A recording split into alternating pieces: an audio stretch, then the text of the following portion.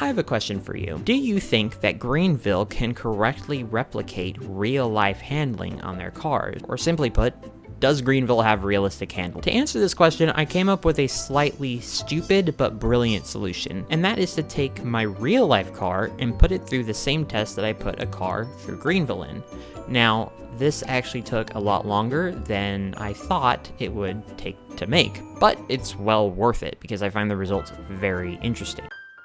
So the first test I wanted to do was to do the test of how well the car maintains itself on the road, or what I like to call the wiggle test. The wiggle test is whenever you take the car down the road and you can see if it can maintain itself easily in a lane going at a certain speed. And I can tell you one thing, the car in Greenville failed this epically.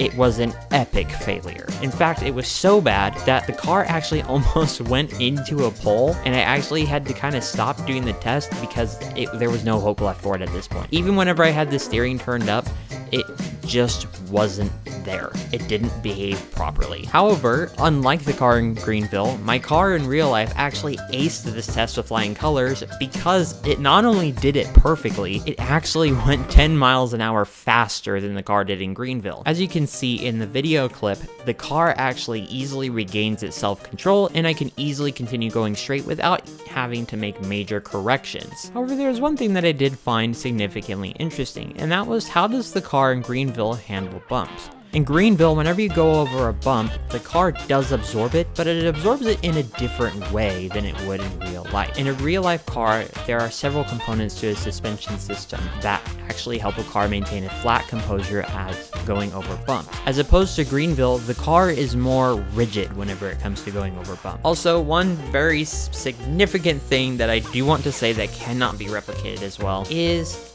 in fact, yes, that is indeed, cars are non-collidable. Cars are non-collidable in Greenville, when in real life, they are very collidable. And whenever they do collide, ooh, it's messy. Last but not least, the only reason as to why I can't really say that Greenville does replicate the handling of my car really well is because they don't have my car in the game. That's the most absurdly and stupid point to make. They don't have my car. So I couldn't really replicate it. Yes, I have suggested it in the Greenville Discord server, which by the way, you should totally, that's just all the points I can make. Add my car into the game and I will redo this video to a T. I will redo these tests and I will also do more tests. So developers, if you're listening, add my car into the game. Thank you very much. Thank you guys so much for watching this video. This video was really fun to make and really interesting to make as well. And it was slightly stupid. I don't really know if this was necessary. Please subscribe if you guys would like to see more content like this, and please like the video. Really thought that this experiment was interesting. If you want me to try other experiments with Greenville, such as putting cars in Greenville against each other, or trying to put cars in real life against their Greenville cousins, you should let me know. So yeah, thank you guys again so much for watching. Bye.